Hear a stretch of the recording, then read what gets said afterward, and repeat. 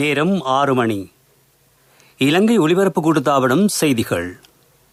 செய்தி ஆசிரியர் ஸ்ரீ நாகவாணி ராஜா, வாசிப்பவர் பெரியசாமி சீதாராமன். முதலில் தலைப்புச் செய்திகள்.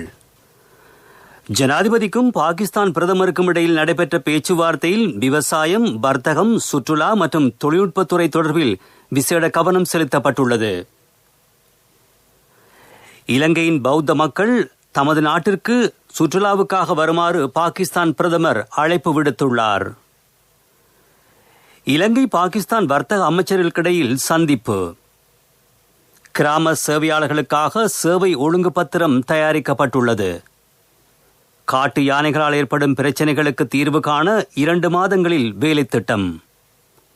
பாடசாலை 1ஆம் தவணை நாளை முடிவடைகிறது.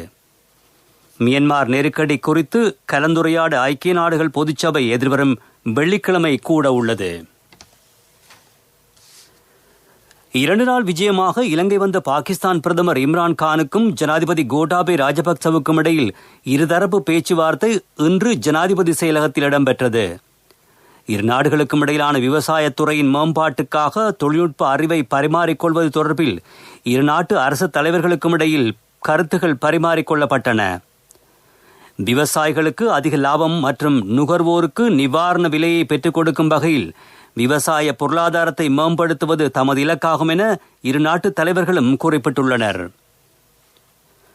பாகிஸ்தானில் விவசாய பொருளாதாரம் இலங்கையின் விவசாய பொருளாதாரத்துக்கு இணைவாக காணப்படுகிறது என பிரதமர் இம்ரான் கான் இதன்போது தெரிவித்தார். இரு நாடுகளுக்கும் இடையில் வர்த்தக சந்தையை மேம்படுத்துதல், முதலீட்டு வாய்ப்புகளை விரிவுபடுத்துதல் தொடர்பில் கலந்துரையாடப்பட்டது. கொரோனா வைரஸ் தொற்று பரவல் கட்டுப்பாட்டிற்குள் வந்ததன் பின்னர் இலங்கையின் சுற்றுலாவிற்காக பாகிஸ்தானியர்களை அழைப்பதாக ஜனாதிபதி கோட்டாபே ராஜபக்ச குறிப்பிட்டார். தொழில்நுட்ப அறிவை பரிமாறிக்கொள்வது உள்ளிட்ட பல துறைகள் தொடர்பில் இரு நாட்டு தலைவர்களுக்கும் இடையில் விரிவாக ஆராயப்பட்டது.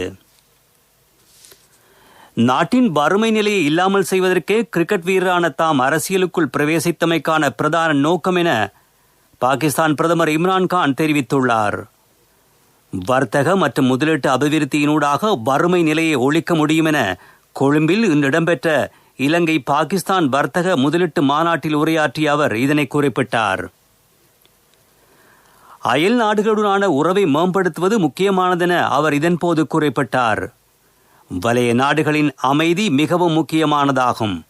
இதற்காக இந்தியாவுடன் தாம் மேற்கொண்ட முயற்சிகள் தோல்வியில் முடிவுற்றதாகவும் பாகிஸ்தான் பிரதமர் குறிப்பிட்டார்.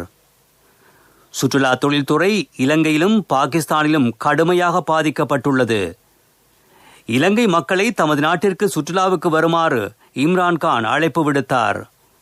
பாகிஸ்தானில் வரலாற்று புகழ்பெற்ற பல பௌத்த ஸ்தலங்கள் இருக்கின்றன எனவும் அவர் குறிப்பிட்டார். அமைச்சர் பந்துல குணவர்தனவுக்கும் பாகிஸ்தான் வர்த்தக அமைச்சர் அப்துல் ரசாக்குக்கும் இடையிலான பேச்சுவார்த்தை வர்த்தக அமைச்சில் இன்று இடம்பெற்றது.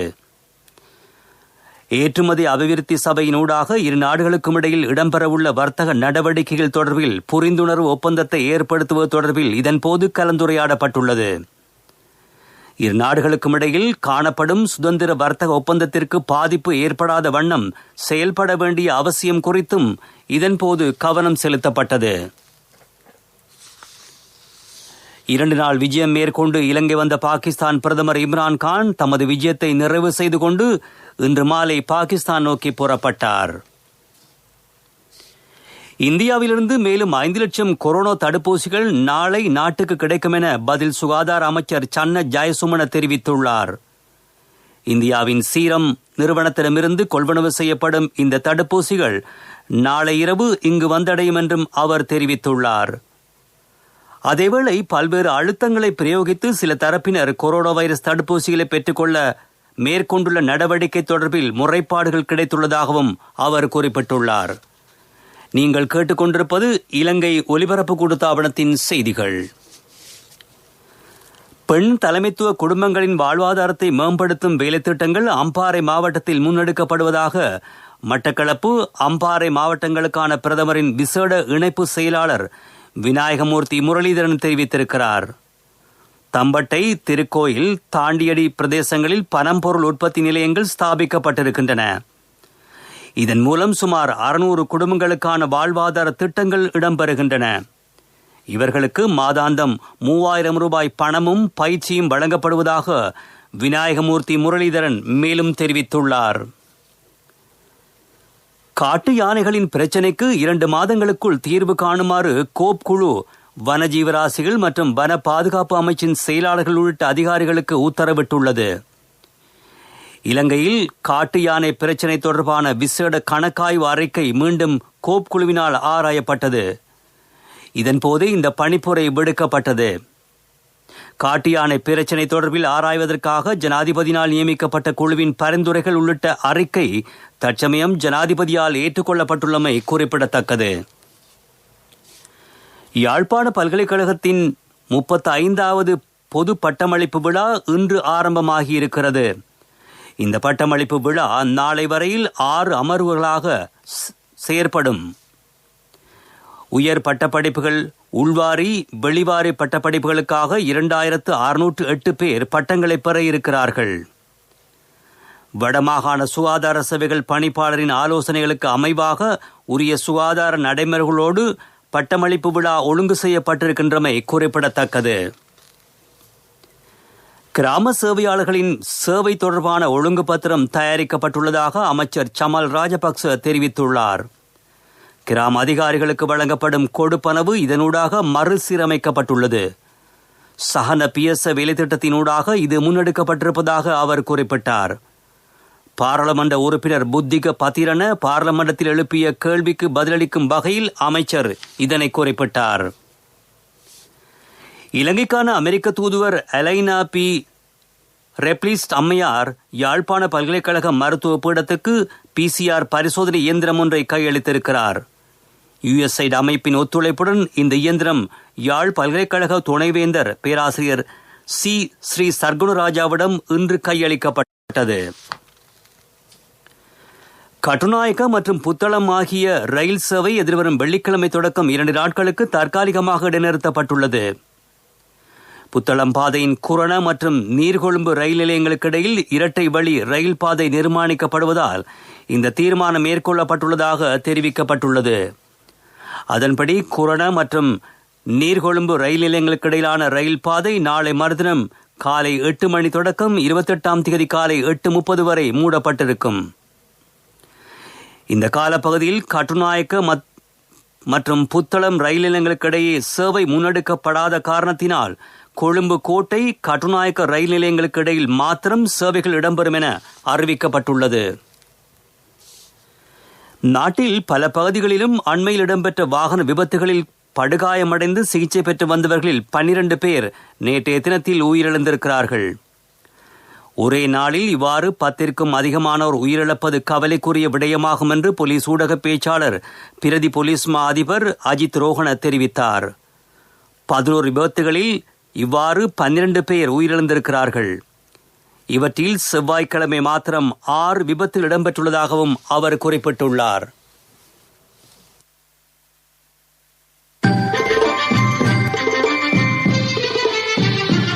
பிரதான செய்தி வழங்குவோர் ஒவ்வொரு வீட்டிலும் இருக்க வேண்டிய வீட்டு வைத்தியர் சித்தாலேப. பாடசாலை 1ஆம் தவணை நாளையுடன் நிறைவடைவதாக கல்வி அமைச்சு அறிவித்துள்ளது. அரச மற்றும் அரசாங்கத்தின் அனுமதியுடன் இடம்பெறும் தனியார் பாடசாலைகள் அனைத்திலும் 2021 வருடத்திற்கான 1ஆம் தவணை நாளையுடன் நிறைவடைகிறது. இதன் பிரகாரம் 2021ஆம் ஆண்டுக்கான 2ஆம் தவணை எதிர்வரும் மார்ச் மாதம் 15ஆம் தேதி திங்கட்கிழமை ஆரம்பிக்கப்படும். கோவிட்-19 தொற்று காரணமாக பிற்போடப்பட்டிருந்த கல்வி பொதுத்தராதர சாதாரணதர பரீட்சை எதிர்வரும் மார்ச் 1ஆம் தேதி ஆரம்பிக்கப்படுகின்றது. அதனால் 1வது பாடசாலை தவணையை 2 கட்டங்களாக மேற்கொள்ள தீர்மானிக்கப்பட்டிருந்தது. அதன் பிரகாரம் அதன் 1வது கட்டம் நாளையுடன் நிறைவடைகின்றது. 2020ஆம் வருடத்துக்கான கல்வி பொதுத்தராதர சாதாரணதர பரீட்சை மார்ச் 1ஆம் தேதி முதல் 10ஆம் தேதி வரை இடம்பெற உள்ளது.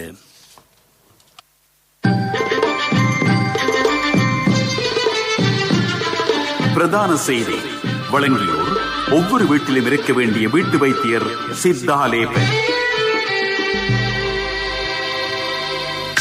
உங்கள் கவனத்திற்கு உடவளவ தேசிய சரணாலய வளாகத்தில் போதிய அளவிலான கட்டமைப்பு வசதிகள் இல்லை என்று சுற்றுலா பயணிகள் கவலை வெளியிட்டுள்ளார்கள். இதனால் தாம் பல்வேறு நெருக்கடிகளை எதிர்நோக்குவதாக அவர்கள் சுட்டிக்காட்டியுள்ளார்கள். போதிய வசதிகள் இல்லாமையினால் சரணாலயத்தில் சுற்றுலா பயணிகள் நீண்ட நேரம் தங்குவதில்லை என்றும் தெரிய வந்துள்ளது. இதுபற்றி உரிய அதிகாரிகள் கவனம் செலுத்த வேண்டும் என்பது மக்களின் கோரிக்கையாகும். இது உங்கள் கவனத்திற்கு. பீப்பிள்ஸ் லீசிங் புரட்சியுடன் இணையுங்கள். மகத்தான வட்டி குறைப்புடன் இணையற்ற லீசிங் தவணைகள். விவரங்களுக்கு அருகில் உள்ள பீப்பிள்ஸ் லீசிங் கிளைக்கு வாருங்கள் அல்லது அலைங்கள் 01122600. பீப்பிள்ஸ் லீசிங், நம்பிக்கையின் முதல்வன். உலகச் செய்திகள் அனுசரணை வழங்குவோர் பீப்பிள்ஸ் லீசிங், நம்பிக்கையின் முதல்வன். மியன்மாருக்கான ஐக்கிய நாட்டு நிறுவன விசேட நிபுணர் கிறிஸ்டின் ஸ்ரானர் பர்க்னர் மிக விரைவில் மியன்மாருக்கு செல்வார் என்று தெரிவிக்கப்பட்டுள்ளது. எனினும் அந்த திட்டங்கள் உறுதியாக இன்னும் அறிவிக்கப்படவில்லை. மியன்மாரில் இடம்பெறும் ஆட்சி கவிழ்ப்பு தொடர்பான நெருக்கடி குறித்து கலந்துரையாட ஐக்கிய நாடுகள் பொதுச்சபை எதிர்வரும் வெள்ளிக்கிழமை கூட உள்ளது. உலக அளவில் அழுத்தம் அதிகரித்து வரும் வேளையில் மியன்மாரில் ஆர்ப்பாட்டங்கள் தொடர்கின்றமையும் குறிப்பிடத்தக்கது. உலக புகழ்பெற்ற கோல்ஃப் விளையாட்டு வீரரான டைகர் வுட்ஸ் பாரிய கார் விபத்தில் சிக்கி காயமுற்றுள்ளார். அமெரிக்காவின் லாஸ் ஏஞ்சலிஸ் அவருடைய கார் அதிவேக வீதியில் இருந்து விலகி செங்குத்தான மலைப்பாதையில் கீழே வீழ்ந்து விபத்துக்குள்ளானதாக தெரிவிக்கப்படுகிறது. விபத்தில் சிக்கிய டைகர் வுட்ஸின் காலில் பலத்த காயங்கள் ஏற்பட்டுள்ளதாக செய்திகள் தெரிவிக்கின்றன. விபத்தை தொடர்ந்து அவர் லாஸ் ஏஞ்சலிஸ் மருத்துவமனைக்கு கொண்டு செல்லப்பட்டுள்ளார். 45 வயதான வுட்ஸ் விபத்து ஏற்பட்ட போது காரில் தனியாக பயணம் செய்து கொண்டிருந்தார் என சர்வதேச செய்திகள் தெரிவிக்கின்றன. பீப்பிள்ஸ் லீசிங் புரட்சியுடன் இணையுங்கள். மகத்தான வட்டி குறைப்புடன் இணையற்ற லீசிங் தவணைகள். விவரங்களுக்கு அருகில் உள்ள பீப்பிள்ஸ் லீசிங் கிளைக்கு வாருங்கள் அல்லது அலைங்கள் 01122600. பீப்பிள்ஸ் லீசிங், நம்பிக்கையின் முதல்வன். அபிவிருத்தி செய்திகள்.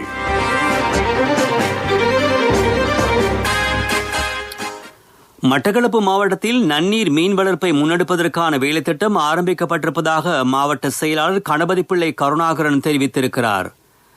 இதற்காக துறை சார்ந்த நிபுணர்கள் உள்வாங்கப்பட்டு அவர்களின் ஆலோசனைகள் பெறப்படுவதாக அவர் குறிப்பிட்டார்.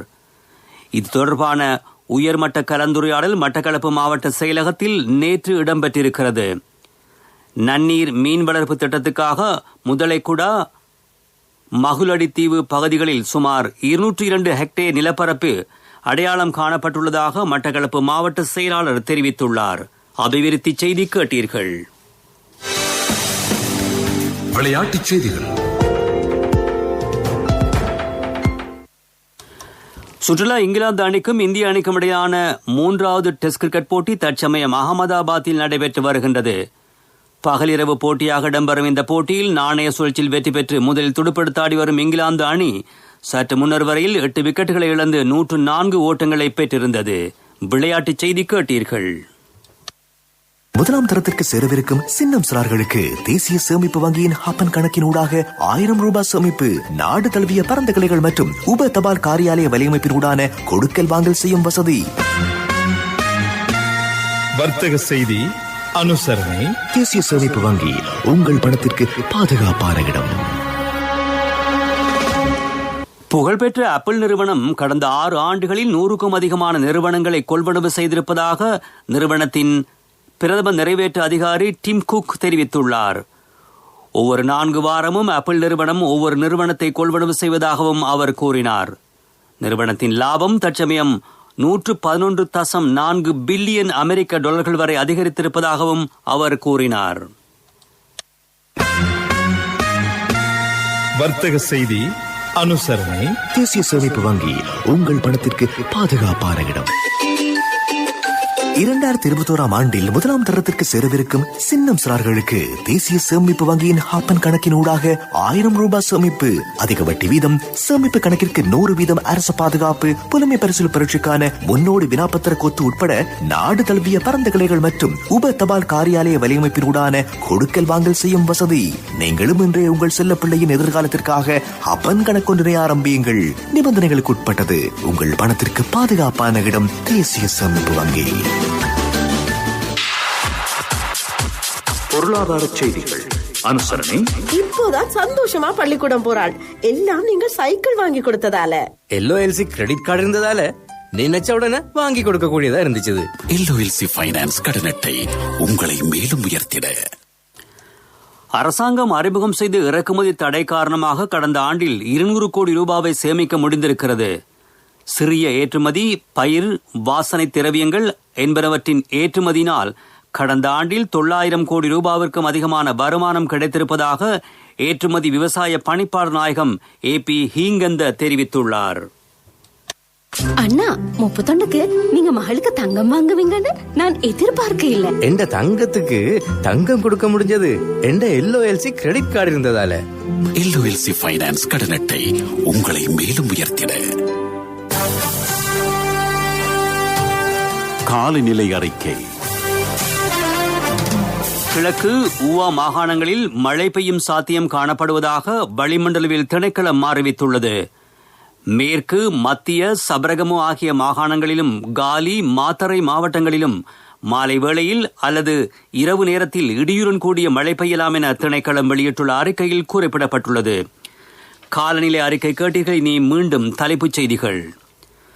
ஜனாதிபதிக்கும் பாகிஸ்தான் பிரதமருக்கும் இடையில் நடைபெற்ற பேச்சுவார்த்தையில் விவசாயம், வர்த்தகம், சுற்றுலா மற்றும் தொழில்நுட்பத்துறை தொடர்பில் விசேட கவனம் செலுத்தப்பட்டுள்ளது. இலங்கையின் பௌத்த மக்கள் தமது நாட்டிற்கு சுற்றுலாவுக்காக வருமாறு பாகிஸ்தான் பிரதமர் அழைப்பு விடுத்துள்ளார். இலங்கை பாகிஸ்தான் வர்த்தக அமைச்சர்களுக்கிடையில் சந்திப்பு. கிராம சேவையாளர்களுக்காக சேவை ஒழுங்கு பத்திரம் தயாரிக்கப்பட்டுள்ளது. காட்டு யானைகளால் ஏற்படும் பிரச்சினைகளுக்கு தீர்வு காண 2 மாதங்களில் வேலை திட்டம். பாடசாலை முதலாம் தவணை நாளையுடன் முடிவடைகிறது. மியன்மார் நெருக்கடி குறித்து கலந்துரையாட ஐக்கிய நாடுகள் பொதுச்சபை எதிர்வரும் வெள்ளிக்கிழமை கூட உள்ளது. இத்துடன் செய்திகள் முடிவடைந்தன.